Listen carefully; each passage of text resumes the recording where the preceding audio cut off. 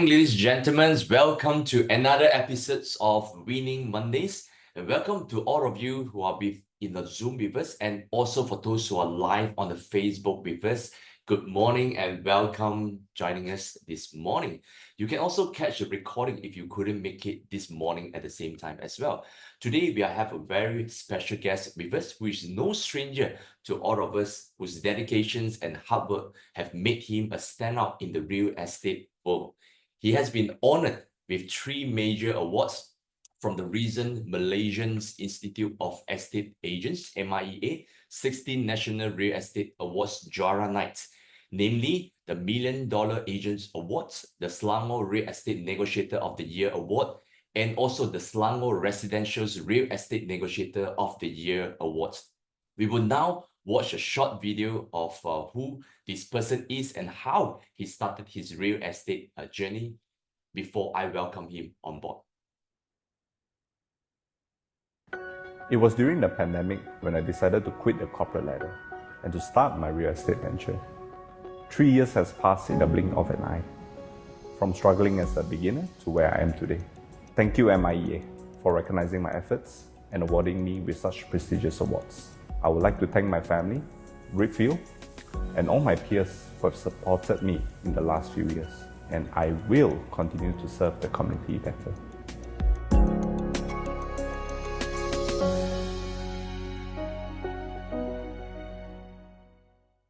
All right, join me to welcome Tony Ong on stage. Yes, this is where our stage is. Hi, Tony. Good morning. Hi, morning. Hey, good morning, Tony. Yeah, I realized that the video didn't really introduce yourself, which area of focus you are in, and your background in the real estate as well. So, would you want to just give us a little bit of overview of your real estate journey? Yeah, sure. Thanks, Nicholas. Okay, first of all, thank you for having me over here at this Winning Monday. My name is Tony. I'm a 3-year-old agent. I started off this real estate venture in 2021. And prior to that, I was working with property developers.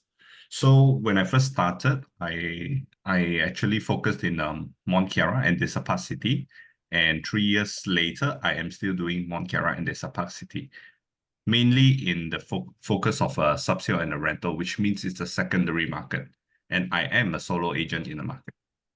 Well, there are a few key points over here. So you are solo agents and you achieve this tremendous result. I think in the past, many of the interviews also asked, being a solo agent, how do you manage all these things, right? Managing from the day-to-day transactions that you actually have, and you actually have closed more than 220 deals in the last year. Yep, that's right. Just by being a solo agent. Amazing. For those of you who are live on the Facebook and those of you who are on Zoom with us, if you have any question that you really want to ask Tony, feel free to just text it in the chat. Then we will actually ask Tony along the way. So what inspired you, Tony, to pursue the career in the real estate? Yeah, as mentioned earlier, before I became an agent, I was working with property developers. So what was my main task back then? It is actually mainly product developments. So I was helping a lot of developers to plan products, like what sizes to build, what prices do we set, what's the name of the project, what's the concept, how do we reach out to the audiences, how do we increase revenue for the company, actually. So I was doing a lot of product and marketing developments, and I wasn't so sure whether, one fine day, it's like, it's what I'm doing right, why not I give myself a try to go on ground, to instead speak to the clients, the customers, like what are they actually concerned, or what are they thinking about, their considerations before they actually make a purchase, to actually improve myself further from there. So that's how I actually started, and I went on ground. That is from the marketing to sales. Yeah, marketing to sales, basically. What is the one main factor that actually trigger you that, hey, this is the time, especially that was during pandemic, and you make that the bold move? I would say the bold move because like having a stable job, in the marketing, and then, hey, let's just go out and just do it.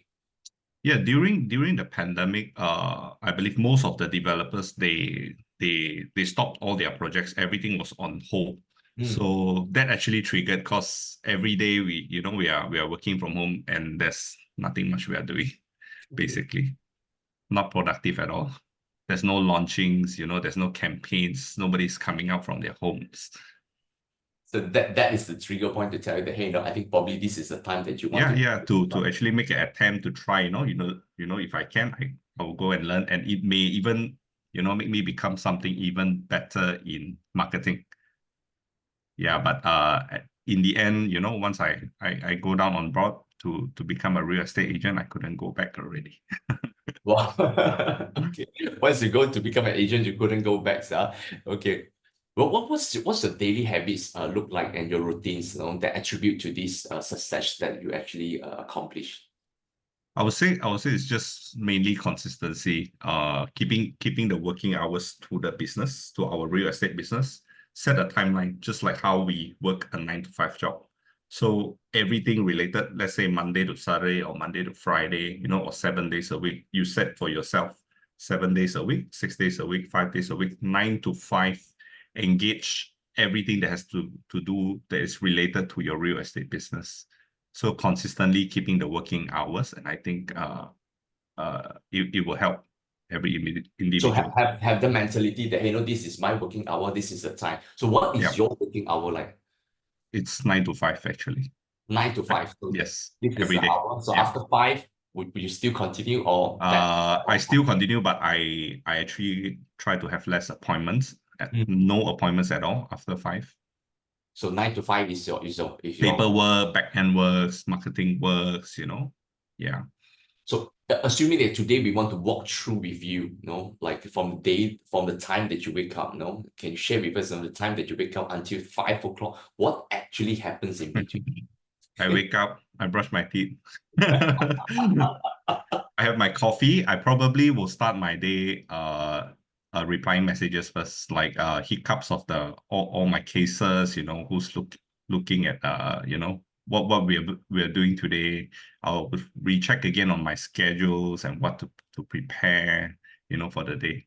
Yeah, then I'll just go on with mostly there are appointments. They are mostly appointments, and just go on with the appointments. Set all my tasks for the day, basically, and preparation for what is for the next day. So you start your day with, like, apart from the coffee, brush your teeth and all. So you start by replying your customers first, replying to all the WhatsApp messages that you actually encounter. All right. So apart from WhatsApp, is there any other channels that you're replying to? Yeah, probably emails as well. Email as well. So is there a lot of inquiries from the email? No, but there may be case-to-case hiccups that we are dealing through emails, So how long does it actually take you in the morning to this? Is it take you up to 2 hours? No, I don't think it takes a lot. It depends on the situations, but I would say probably 15 minutes. 15 to 20 minutes replying to messages and email. Wow, that's very effective and efficient. So right after that is all about appointments. Yeah. How many appointments does not mean meeting a client, to a tenant, a buyer. It may be meeting an owner to get listings. Yeah, for me, meeting an agent as well is an appointment. Meeting agent as well. Meeting agent, I treat agents, co-agents at a very high importance, as important as my clients. Wow, can you share with us a little bit more on that? This is a good tips. I believe because in this real estate business, it's all about networking relationships. Like, who knows you, who knows what you're doing, and you know another person, what they are doing. And this networking actually allows us to work in a very fast, timely manner. When we need to conduct viewings, we need to show properties to our clients, at another location or another specific area or building that is not under your coverage. So it allows us to act fast and work on deals fast. So having a good relationship, knowing who specializes in where is very, very important actually. So you kind of know all the core agents that you actually work with in the respective area in Desert City and also Mont Cara. Yeah, that's right.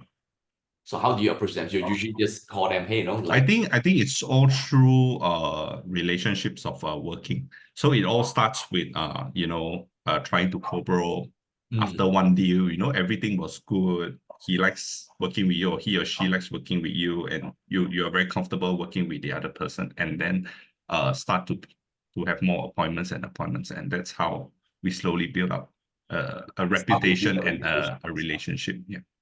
Fantastic. So, okay, about agents who are listening right now, I think this is so important for us to build relationship with the other agents who are in the same area like us. So it's not so much about just competing with one another. It's also really about collaborating with one another at the same time. Right. So I think this is one of the most popular questions that a lot of people want to ask you about. Not as a solo agent, what system do you have set in place, to handle all the crazy amount of requests from the customers, ranging from lead generations, viewing, repairs, defects, closing, and also call agencies. To be honest, there's no true system that I'm using. I'm just probably using my calendars, my notes to ensure that everything is on a timely manner. When is this due date? When is that due date? And I try to handle every single thing on the same day itself, so that I don't procrastinate and I don't forget. But I always set my priorities. The priorities will always be about appointments for showings. Yeah, every other thing can be secondary, but I will try to actually sort everything out within the day. Showing is always the priority, because this Of course. That's the only place to get revenue. And also that what are apart from calendar, where do you keep all your notes? Do you have like what tools do you use? Oh, I use it mostly in my phone, my Excel sheets, like my database and all. Yeah, I remember there's one time when I have a short chat with you. You say that no, you don't use laptop. Yeah, sometimes. Almost 100% everything just on the iPhone. 90%, I think I can conduct this business 90% of it just through a mobile phone. I think every other agent can do that as well. And there's also a questions some agents ask, right? Hey, like I need to use a laptop to submit my deal cases on KW Central. Do you need to use a laptop, or you basically No. do it over your phone? I've submitted, I think, 300 cases just through my phone in KW Central. Yes. Agents who are listening, is it not true that you need a laptop to submit your cases? And Johnny has submitted over 300 deals, all right, just purely on the mobile phone itself and through the apps. Yeah, that's right. Amazing. Anytime, anywhere. So yeah, you are the number one adopter of KW Central, because you really the advocate for it. For those of you who do not know how to do this, do not need to look for Tony. You can look for Winnie in the market centers to learn how to do this. Could you describe a particular memorable transactions or deals that stand out in your career? Is there one particular deal that is so memorable to you? I wouldn't say any particular memorable deal, but I actually treasure the failing deals. I think every deal that we fail to it's much better than a successful, memorable deal.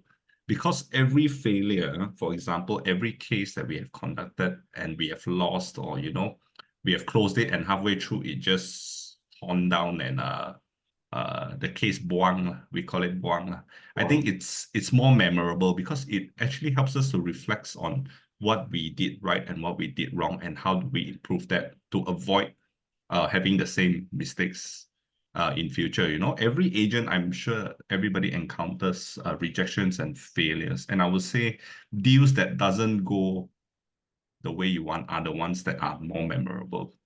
They teach you how to become better. Share with us that one deal that's actually really helped you in improving in your real estate journey. Well, I would say first of all, when I first started, I did a lot of rentals. So there were some cases where I closed a rental deal, and I couldn't manage both the landlords and the tenants' requests. I was trying to be, helpful for both sides, but both of them are just not agreeable to certain conditions. Then in the end, the case just didn't go through. So yeah, the case didn't go through, and both parties are arguing about suing each other, this kind of stories. And what I've learned actually is I could have done better in controlling and managing expectations. I should be the one who leads and guides, hey, you cannot do this and you cannot do this because of blah, blah, blah. So when I first started, I didn't know all this, and this impact of a failing deal or this failure actually affected me emotionally. So it affected me day to day, my day to day. So I was so demotivated to continue doing rentals and all. So, but where do you get, I mean, apart from learning by yourself, doing this, like, I believe along the journey, you have someone who's going to get you. Yeah. Is there anyone that you has also attributed to your success? Yeah, probably when back in the days, had a team leader, so I was always engaging with the team leader. So to change the mindset, So slowly I learned that every deal is just one deal. We shouldn't be too emotional on it. If we've done our best, then yeah, that's it. So I've learned to, we've learned how to get up every time before. So From not that. take it too personal on you. Yeah, that's right. Don't take it too personal. I mean, rejections are normal. Every time you fall, I think the next day, for me now, every time I face the same scenario, I had a rejection, I lost a deal. Yes, I'll definitely be emotional just for that day, or maybe just that 1 hour itself. And the very next day, I'm a fresh new person already, I would say. So you're famous in documenting your journey on social media, like every time you see a post, you'll be like, okay, one deal done, okay, this deal closed, this property got rented. Apart from documenting this, do you also document that, hey, how many deals that you actually transacted, or the one that you're dealing with, but you actually not closed? No, I don't. I only document the success cases. Behind all these success cases that you see, there's definitely a lot more that has failed. Yes, yes. And you are also known for doing more than 90% of your deals with core agents. Yeah. Is that true? Yeah, that's true. Yeah, so we have a lot of agents that we spoke to that they want to have the pipe themselves. They want to really work only like with them having all the entire the pool of the funds. How do you view this core agency? Why would you even consider to do 100% or even close to 90% of your deals via core agencies? Because I believe that when a lot of agents are actually reluctant to do a co-agency because they want the 100% cut of the commission. Yeah. So when we conduct a co-agency, it becomes automatically 50-50. Yeah, so I don't really believe that 100% cut of the cake is the most important thing for us as an agent, because when we are representing a buyer or a seller, a tenant or a landlord, I think the main focus over there is not actually just to transact a deal, but it's actually to help our client. So if I'm representing a landlord, I will want the best for the landlord at his best interests. For example, selling it at the highest price possible, or at the fastest time possible to meet my client's goals of appointing me. So if I were to do a direct deal and I take 100%, but it's going to take 6 months, it defeats my client's purpose. And that's not the main focus. The main focus is to actually achieve my client's goal. And by doing that, and he's happy with it, we get more referrals. So that's what we are trying to do. We are building a relationship when we successfully help our client. And from that happy deal, happy success, client is happy, client refer more to you, he intro his friends, he may even buy more from you. So that's my intention of every deal, actually, to nurture the relationships. So the money, 50 or 100%, to me, it's just a consolation. Yeah, it's just a consolation entry. It's a consolation and entry into many more bigger tickets in real estate. Yeah, in fact, there's so much opportunities and also the benefits of core agents, right? Because you're able to expand the networks and the pools a lot faster, and the deal get a much more exposure. Yeah, that's right. Close it a lot faster. I think you give more confidence to the owner and also the buyer that, hey, wow, this is the real deal. This is the guy that I want to work with because you do it so fast. Yeah, that's right. That's right. I think like co-agency is a must. I think it's a must. Agents shouldn't be refraining from co-agency because of the commission split. Yeah, because this is a networking. I think this is a human networking business, and the fastest way is to work with others. You know, you don't know that the other agent that has been serving a buyer that she's bringing, she has been serving, or he or she has been serving for 1 year already before he comes to your unit and conclude it with you. So if you were to take and do this, you know, everything by yourself, you may be serving a buyer for another 1 year, 6 months before concluding.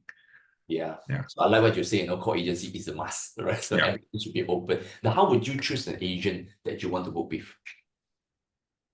How would I choose an agent? I would say reliability, probably agents that, you know, we have worked with before. Based on track records, it's definitely the easiest way to gauge how do we work. So it's based on how we have worked before. Good. Any one of you, if you have any questions for Tony, those of you of your live on Facebook and also those with your Zoom chat with us, feel free to type the questions. Then we will put these questions up for Tony. So next questions, like what can you share with us, the major mistake that you made in your career, apart from what you have shared earlier, where like a lot of trial and errors at the very beginning. What is the major mistake that you have made so far? My major mistake was probably giving up too easily in the earlier days. I was giving up too easily. So I started off in Mont Kiara, a place where there is 60, 70 condos. And then I was doing piecemeal everywhere. I'm trying to take listing, one listing, two listing from this condo, that condo, A, B, C, D condo. So I ended up everywhere. And that wasn't helping me a lot, in my real estate business. So that was one of the very difficult challenge that I faced during the earlier days. So I was giving up too easily. I should have insisted and continue working on it, because every single small step that you do actually leads you to a very long-term gain. So I was giving up all these 3 little clients, 2 little clients from each condos. But actually, one thing I realized, that when I actually successfully close the units for them, it actually builds relationship, and that 1 or 2 owners will actually spread me out to another, to his pool of friends and family. It's like those more fire that you actually started it, like you actually spark and actually light up the others as well. Yeah. And apart from that, I would say probably the emotion. I was too emotional every time I lose a deal. So it really affected me for my day-to-day. It really affected me, my motivation to continue to strive. So and So apart from that also, are you saying that you take it very personal? yes, I was taking everything too personal. Yeah, and then apart from that, I would say definitely in organizing my listings and advertisements, my strategies, they weren't very smart. they weren't very very smart and very effective when I first started. I was just trying to, advertising, spending heavily everywhere, regardless of the listing, without actually understanding further about the listings or about the client's requirements. For example, listings that I was marketing, I didn't meet the owners. So when they just give me the photos, they give me a price, I just keep advertising and advertising without understanding further that actually the owner is just I just want to test the market and see only. Yeah, so his actual intention or his readiness to sell is actually he's not very motivated, I would say. So you basically just test water and just throw. Yeah. And we as a newbie agent, we just take everything, then we just put it in the portal, we just spend money and advertise it. So the right thing to do back then was actually to every client to meet up. So for now, I actually meet up with every client who wants to list with me. I will definitely meet up to understand their understanding and to understand their timeline, their urgency towards this property, and all, before actually helping them out. Would you share with us, when you meet up with this owner that they wanted you to sell the properties, like what are some of their 2 or 3 questions that, if you don't mind to share with us, like that you normally ask to qualify them? First of all, every time I meet a client, or when I was approached through telephone or WhatsApp, I will always start off with a question like, for example, I want to meet them. Can I meet you? Can I meet you to see the property, to inspect the property? They will definitely come back always with, why should I do that? I mean, like, you have my photos, I already sent it to you. I will always answer them with one phrase, which is, if this has worked, it has already worked. It won't be my turn, Definitely something is wrong somewhere. It's either your condition, your price strategy, or something to do with your unit. So I insist to meet up. If you want to appoint me, I want to ensure results. I don't want to take and just put there, or if got people come, then people come. No people come, then no. I don't do that. If you want to again engage me, I make sure that it works. So that is a requirement to engage you. Yes, so yes. This is my requirement to actually qualify the clients. For me, I always do listings. So my clients will always be landlords or vendors who wants to sell their property.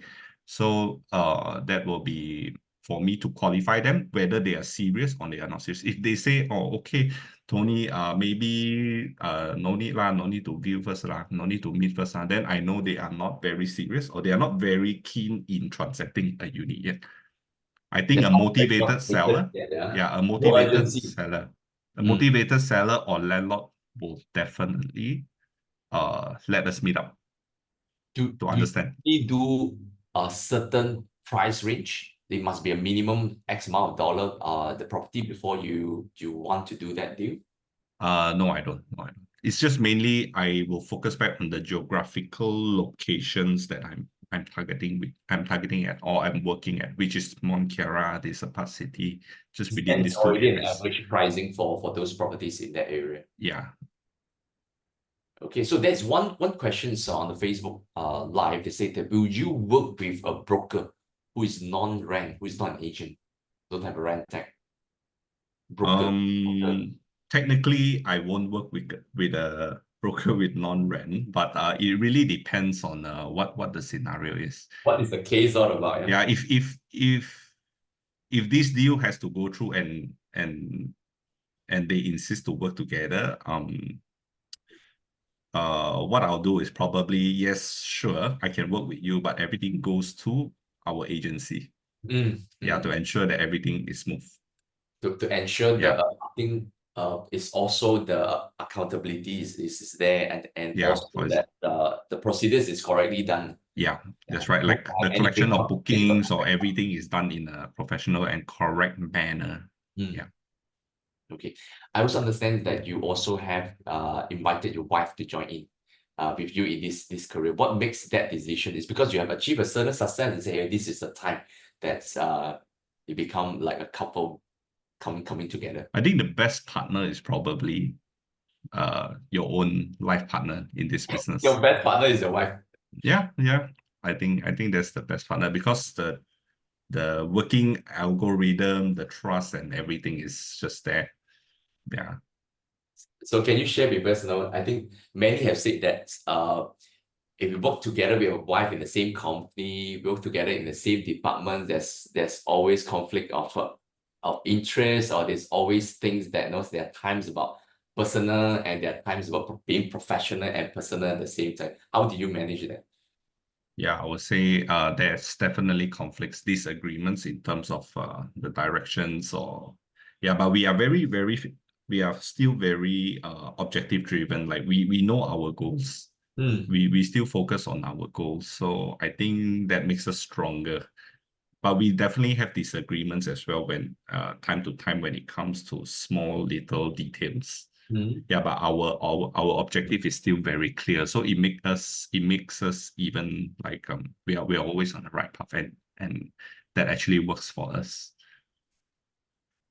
Yeah. So when you invite her to come and join your business, are you working together as a team, or like both of you are actually working independently at the same time? We are sort of like 50-50. So we are working like in a team, but we are working independently as well. So she's actually focusing on the weakness of my clients' products. The So for weakness example, for that. I am focusing on a small to mid size products or properties in Mont Kiara.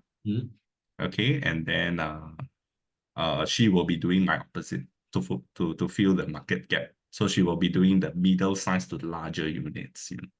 Oh, in fact, she is doing the bigger size deal. Yeah. Interesting. Why wouldn't We are filling the gap. For example, if I am a landlord's agent, she will be doing a tenant's agent or a buyer's agent. So this is how you all work closely. Yeah. Why was she focusing on the bigger deal instead of you more experienced actually focusing on the bigger deal size? Actually, it's a mix and match lah. I wouldn't say that it's totally I'm doing all the small deals, she's doing all the big deals. It's a mix and match. We still work together on it. Yeah. Okay, it's good to know that. So how do you balance between, like, because it's already working closely together, like in fact balancing between being in your workplace and also back home. One of the things I learned from you is like 9 to 5 is very clear. So that is a working hour. Then apart from that, that is your personal time. Do you even work on the weekend? Is your Sunday also 9 to 5? I try not to, but it depends lah. I try not to work on weekends anymore. To be honest, there's no balance. If you want to be $1 million agent, there's no balance. So thanks for sharing the truth. Okay, there's actually no balance. It's There's how no balance. You probably have to put in 80-90% into your business of your time. of the time. So if you want to achieve that level of success, there's basically how crazy has it been for you to achieve this status? How crazy your working hour can be? It's not that crazy lah, actually. It's just probably if you can maintain 9 to 5, 6 days a week, I think it is more than sufficient. Have a 1 day for your own rest day. Yeah. So 9 I to think it is 5, sufficient. 6 days a week. So Yes. it's days are not 5 days, it's 6 days. 6 days a week for a year. Is there any particular days that you're super busy? Like, is it always over the always Saturday? Particular days are not really actually. It's averagely about the same, I would say. Yeah. And there are times also you share in the book for the NIEA, that book that I actually have. You shared in the write-up, one of the principles very important for you is win-win or no deal, right? How do you apply these principles in your day-to-day transactions, and why is this so important to you? Okay, so basically, I really strongly believe working with every client, regardless of landlord, tenant, buyer, seller, everybody has to have a win. It's just like transacting a deal. Transacting a deal. For example, we are selling a property.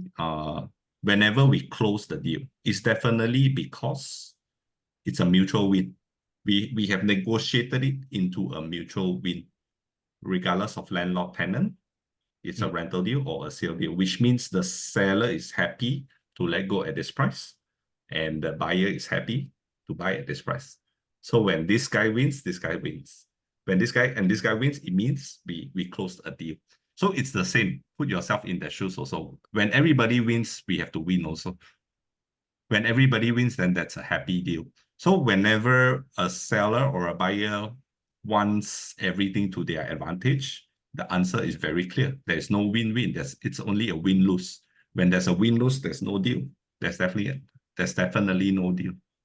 Even though if it's a rental case, you rented a property, the landlord is winning everything, the tenant is not winning at all. She's losing, she's not happy, but he forcefully signed the deal. I tell you, the deal will go wrong somewhere later on because there's no win-win. So my philosophy is everybody has to win. And when both parties win, technically you as an agent, you will win. Yeah, it's so important to really have to strike the balance, right? It's not about us. If we are winning all the time, it doesn't really make sense. So all parties will have to win. Yeah. So I think that's also about our fees when we speak to landlords. So we want to help the sellers or the landlords to get the best price possible, so he wins. But in order to do that, we have to put effort as well, and to work on this deal to get the perfect tenant or buyer for the unit.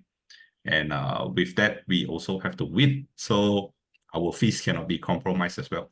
All right. How do you Yeah, so ensure that your fees are not compromised in between all this win? I will always start with engaging owners, like set a target with them. Set a target like this is the price that you want to sell. And with that, I will get 3% or 2.5, whatsoever that we set. If I didn't manage to get that, I will get maybe I sold it lower. And what is the expectation? So we always set an expectation with the seller for me. So you also always make sure this is upfront to Oh, yes. Yes, I do. Yes, I do. For us Yes, to I do. complete this relationship, if you're able to sell at this price, that this will be the percentage that you get. And if let's say lower, you're willing to even go lower if let's say you didn't manage to sell it at the price that they actually want. Yeah, definitely. As long as it's a win-win that we agreed on. Wow. Okay. So it's quite unusual that because But it also gives you a chance to gauge sometimes the seller. Hey, sometimes the seller's always asking a very ridiculous price. But we as an agent, we cannot, hey, what is your bottom price? Nobody tells you that. Nobody tells you that. That's a card that no one will open. Yeah, right? nobody will tell you that. So we can actually test them out. Yeah. We can always, there's multiple ways, there's hundreds of ways to actually test what is your client's acceptance in terms of the price range, and what is the fees that they can accept also. I So believe by now just work on it to make sure there's a win-win. Yeah, I believe by now you will have those qualifying questions to actually kind of gauge, like is this guy really want to sell it at this price? Yeah, and win-win is a mentality. I think it's an attitude. So if you don't adapt this thing, if you don't feel like you're winning, I don't think you can actually market that unit. You will always feel like not happy lah, not you feel like you're overdoing, but you're not getting paid lah. So you have to have this win-win mindset. So it keeps you going to, I have to show this apartment 10 times, in order to get it transacted so that he win, I also win. Yeah, actually it makes you happier in the deal. Yeah, it does. You won't always like regret like, hey, this deal, I didn't get so much money, and then and then you have to put so much effort in doing that at the same time. Wow. Okay, that's good. That's good. Having closed more than 220 transactions last year is definitely an incredible feat. Any strategies that you actually have not shared earlier that you want to share with us that actually have contributed towards this particular success? First of all, I think at this current market, right, it is very important to be focused, stay focused in the products that you're doing. For example, for me, I focus geographically in a certain location and deep down into certain few buildings. Okay, so this actually Watch you for a while. You say that you focus on one area and you go deeper in a few products. Yes, just a few condos itself. So I'm a what we call a building specialist. We focus on being a building specialist. So when you set which building or which taman you want to be a specialist at, I think work on it because it creates a value for you. So when you are a specialist for a certain few buildings and you are doing so many transactions, all the agents will know you. Focus yourself, your branding, your value. So when you want to have all these very fast and lots of transaction in your building, you have to stay focused. You cannot be running everywhere trying to do everything. If you're running 10 condos trying to do everything, I'd rather to be at one specific condo and only focus at one specific condo and then market myself as the building specialist of this condo. It creates the value. So it creates a value of people. Hey, why do I need to find Tony to co-broke? Oh, because he has everything in this building. He's doing so much in this building. He knows A to Z. He has the most listings. Yeah. So What I my think clients think I that think this strategy is very important. So be known for someone in the market. Be known among your peers for someone. Like for example, I need to find Tony because of this special building, and I don't need to find the other agent because the guy has 2 here, 3 there. One here, another one in Oakland Road. This kind. So there's no reason for me to go and work with that agent because yeah, he's just everywhere. He doesn't have enough stocks. work with a specialist, that's the key. Yes. Build yourself Yes. so deep that if someone is talking about this condo, they know you are the agent. I mean, even though there are 2, 3 other agents, so they want to look for the agents who actually really have the most listing. Yes. Yeah. How many listings have you ever gotten in the area that you actually focus on? How deep do you actually go? How deep? I'm currently in my specialist building. There is 600 units in total, and I'm managing 400 of them actually. Wow. Can you repeat Yeah. that? 400 over 400 out of 600. 600 units. So some people say I'm manipulating the market, even the owners. So they are actually very happy that because I always work with helping my clients' best interests first over everything. So I push prices up and up. So lots and lots of owners, they are actually very happy that they think I'm manipulating the price. And you kind of set the standard now because you Yes, have yes, 400 over 600. yes, yes. How do you get, I mean, like, of course you start with ones, right? Then how do you even get, how long does it take for you to, what's the kind of strategies to be so specialized like you? I think when I first started, right, I only had like 5 listings in this 5 place. But listings. yeah, Wow. 5 listings. But I work with speed. I co-agency with everybody. Like just take the unit, come, let's close the unit. I focus on referrals. So I was the first few who actually closed all these 5 units first before anybody was still trying to figure out how to renovate the unit, how should we set the price. And then I work very closely with all these owners and actually got their trust, and they referred me to every single owner within the condo. So This is at the very beginning when this condo first got the key. I mean, like, yes, that's right. That's right. okay. So I did a lot of marketings. I concluded these deals, and I did a lot of marketings. I've done deal posts like what you have seen. I blasted in mailboxes. I've got the owners to actually spread the word of mouth for me.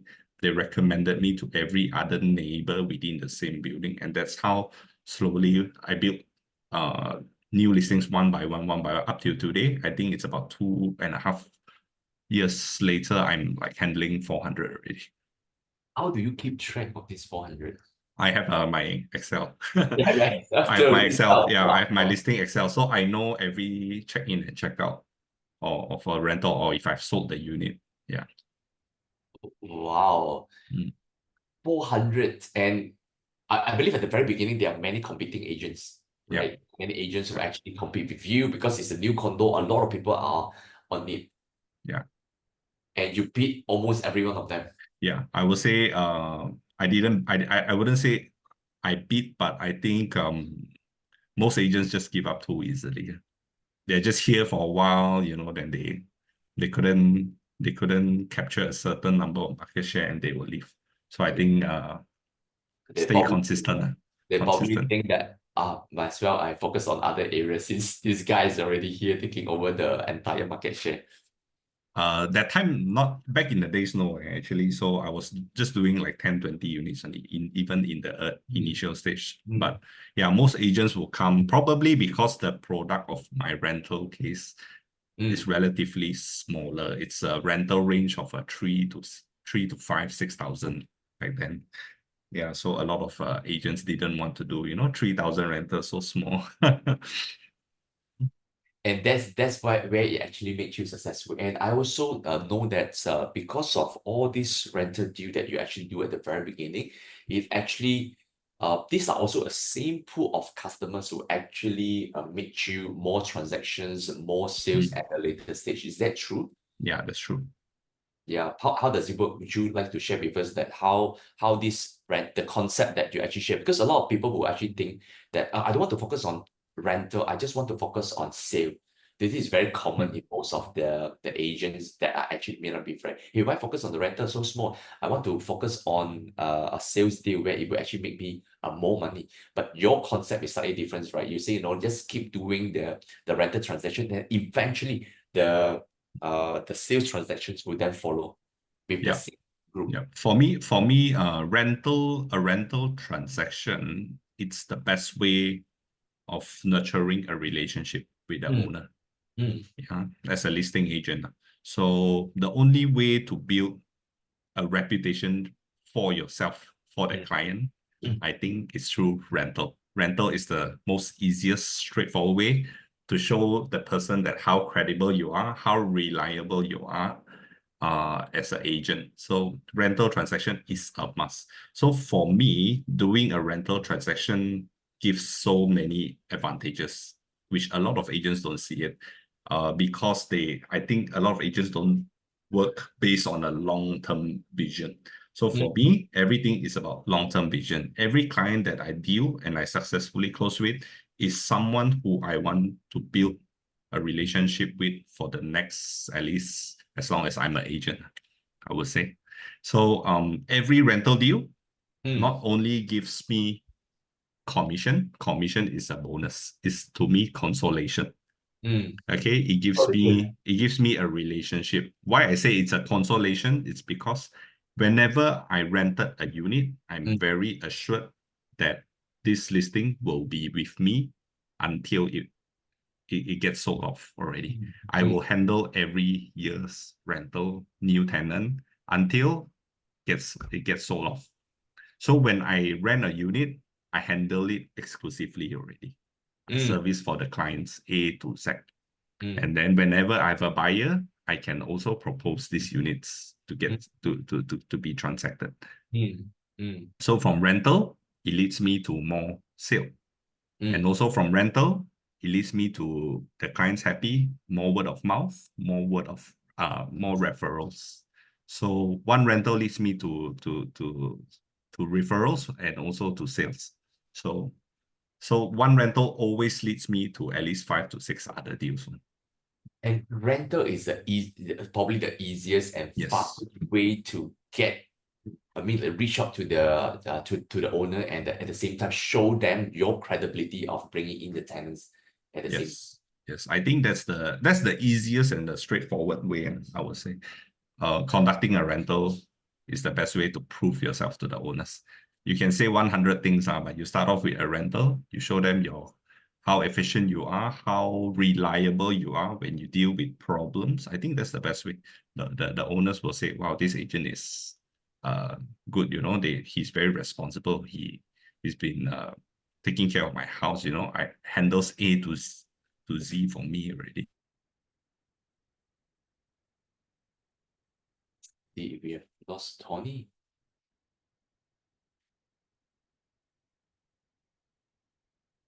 Let's see if my connection is disconnected or on Tony's side. For those who are on the Zoom with me, I see that Tony is hanged on my side. Yeah, Tony's side. Yeah, okay, it's good. We have a lot of nuggets that we actually get from Tony. Wait for him to basically come back on the Zoom with us. If you have more questions, feel free to type your questions over the chat group that we can actually ask Tony while waiting for him to come back. And Tony today have the myth, a lot of myth that we basically have as an agent, right? Apart from you thinking of just want to do sales transactions or just want to get the full commissions by yourself, Tony have the myth today to say, hey, core agency is a must. And in fact, a renter is the best way to actually show your credentials to the owner, and this is the fastest way for you to basically even close the deal. So I want to encourage all of us agents in this industry, not just to focus on just the big transaction itself. But I think the importance is the momentums of really building the momentum. I think is importance. While we wait for Tony to come back, maybe we will take this time to actually do some announcements before Tony come back and give us his final advice and encouragements for the listeners today. So can we bring up the announcements?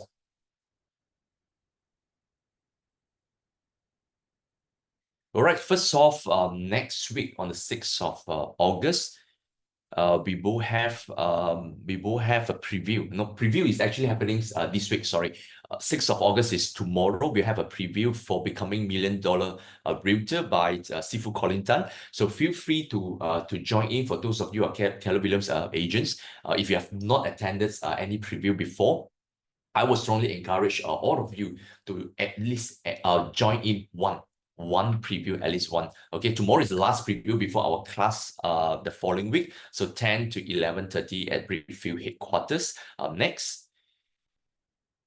So, and we also tomorrow in the afternoon, 2:30 to 4, for those of you who are interested to bring in your co-agents, for those of you interested to invite your potential candidates who like to be part of the real estate industry, we want to encourage you to invite them tomorrow, 2:30 p.m. at Reapfield headquarters, where we will have these conversations and presentations by Sifu Colin Tan, that he will share with you the reason why you should be in the real estate industry, and how he can basically help you to supercharge your income in the industry as well. That's tomorrow, 2:30 p.m.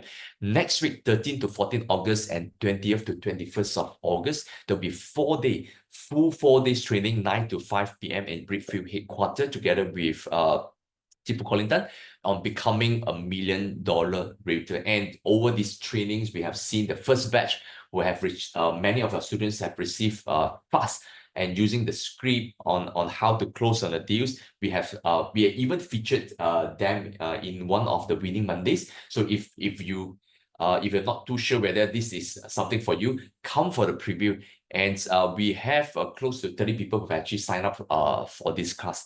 For those who have already signed up, we look forward to see you in the class next week. Yeah, next. For those who are PEA and REA, that's we have a CBD class that's on Real Estate Masterclass on Business Planning Clinic.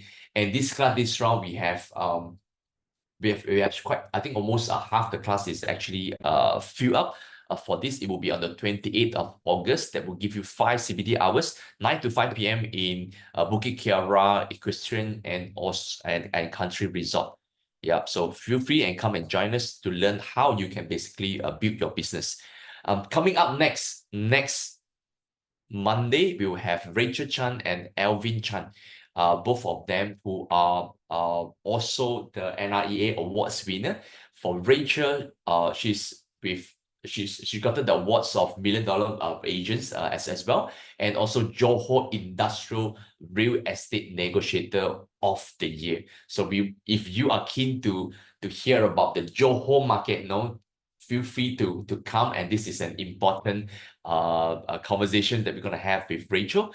And Alvin is the Malacca Residential Real Estate Negotiator of the Year. If you're interested to learn about the down south and how Johor and Malacca, how this market has been booming and how they actually do it over there, I strongly encourage agents who are interested to focus in Johor, especially it's really booming, and also Malacca. Feel free to join us next Monday. We'll see you next week, and that's all for announcements for this week. Let's see, the computer hang. Okay, so I got a message for Tony. Let's see if he can join us back from the phone.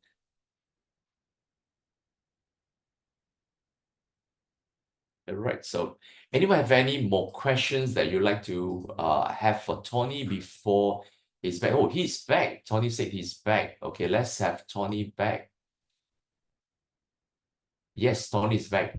Okay, let's bring him on. Yes, he's connecting his audio. Hi, testing. Sorry. Right, you're back. It got broke off.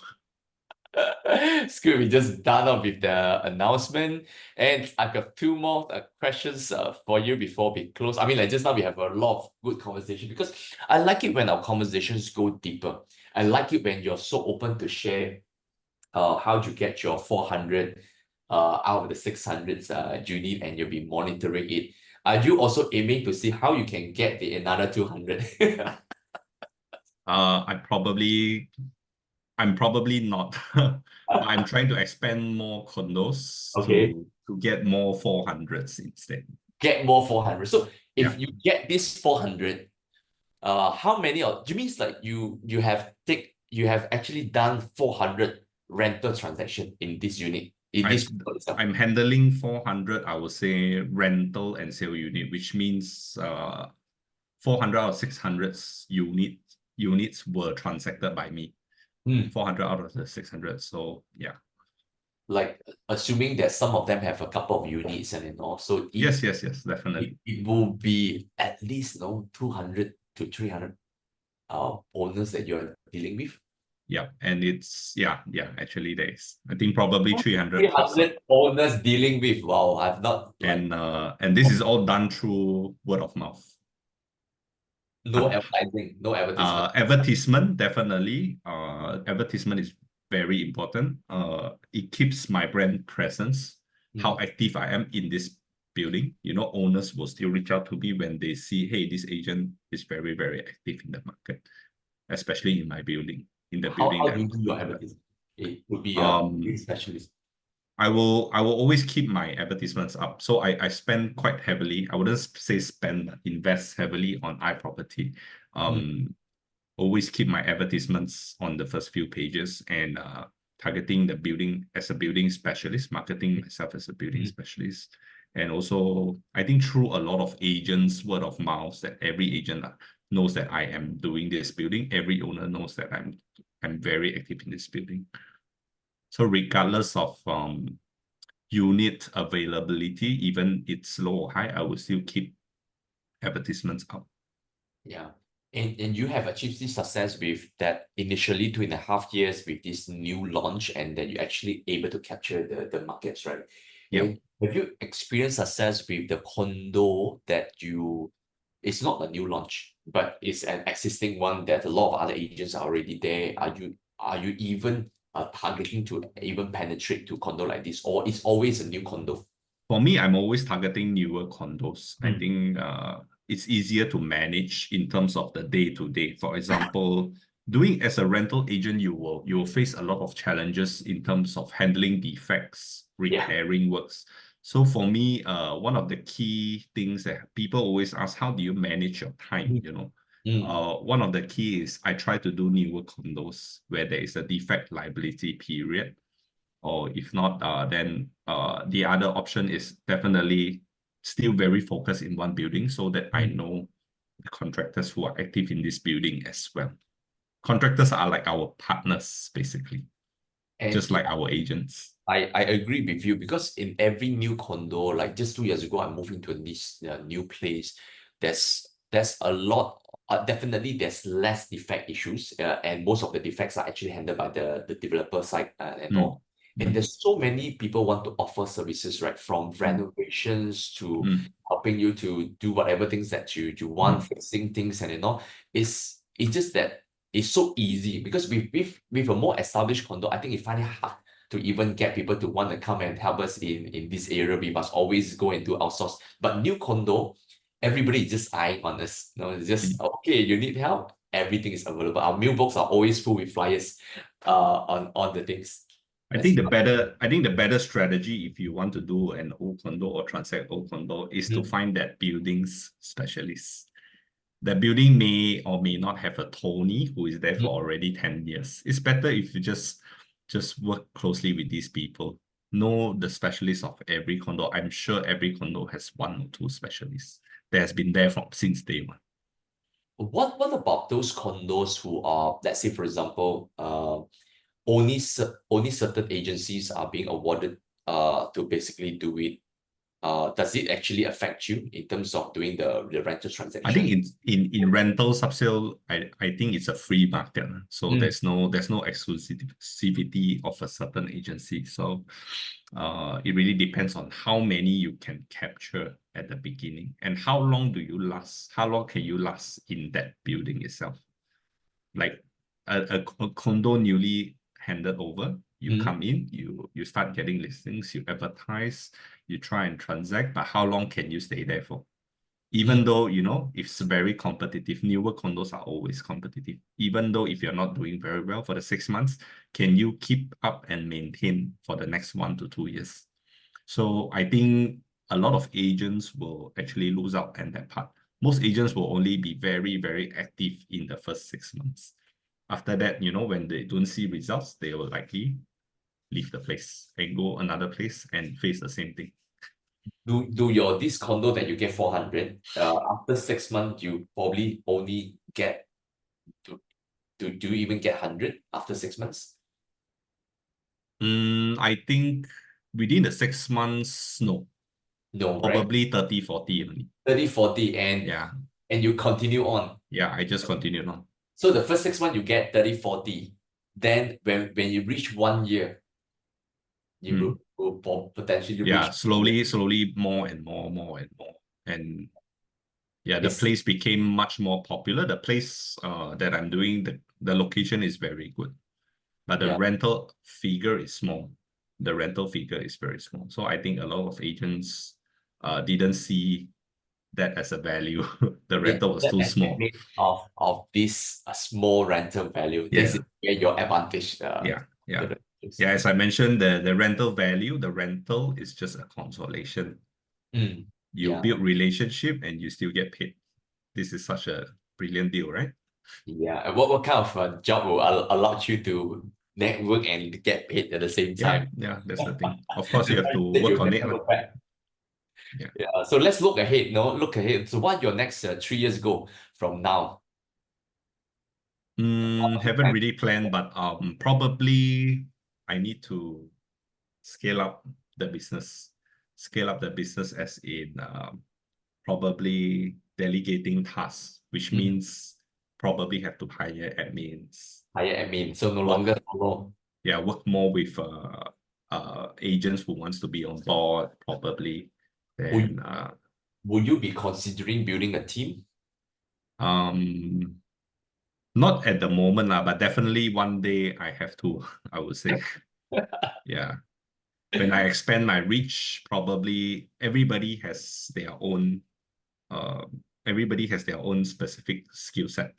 And I think for me right now, I'm all over the place. So I will need to hire probably admins to help me with places that I'm not so efficient at in order to make this business more effective and efficient, I would say.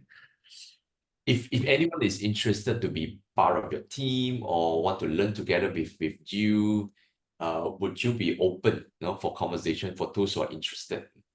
I think I always do a lot of sharing, like a lot of, regardless of agents who actually ask me a lot of questions about challenges. I always share my opinion to them.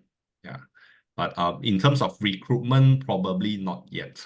Probably not yet. I don't think I'm a good teacher. I don't think I'm a good teacher. You are definitely one, and I believe a lot of people are very comfortable hearing your success stories, and I believe a lot of agents every time when you're around, they love to actually have conversations with you, which is really good. I even have like back then, like we have agents who actually reach out to me and say, hey, do you think I can talk to Tony Ong? I said, yeah, come to this event. Tony will be there. That's how you bump into him.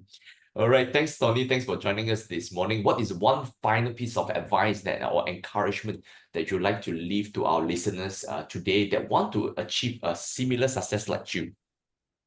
I think staying hungry, staying hungry and be consistent. So consistently staying hungry. Consistently staying hungry. Yeah, consistently staying hungry and consistently do what you do, even though whatever you're doing now, it may not give you immediate results, but in the long run, it will always come back to you. Yes, it's all about having that long-term game Yes. mindset, consistently staying hungry, do all we can to really make it, even though we don't see the result, consistently, keep doing and keep doing. Of course, I believe, as we keep doing, we will improve along the way. Yeah. Thanks. And also you have also encouraged us to really go deep. Be a building specialist, be the area specialist, not just area, but building right now is really, really niche. I mean, find yourself, find a reason for yourself. If you were the other party, ask them like, why should I work with Tony? I think that's a very important question. If Tony has no value, why should I call him to co-broke or to work with him? I think this is very, very important. So create a value for yourself. For me, it's be known for, as an agent, doing something very special that gives value to the market. Yeah, it's the value and what you're known for. Yeah. Thank you so much, Tony. Thank you for sharing with us. Thank you for being very open and also dive deeper with us in how your entire system process and the way that you are doing it. Even though you think that, I don't have a particular system, but what you have shared today actually give us a glimpse and a framework of how should the agents work on their attitude and also how they should really focus on a lot of nuggets today, that will a lot of summary that I'm going to do and do a lot more posting about my learnings with you today. Thank you, Tony. Thank you for this morning. Thank you. And I wish all of you, those are listening on the Facebook Live and on the Zoom, the best week ahead. And we look forward to see you again in the next Readings Mondays. Thank you and God bless all of you.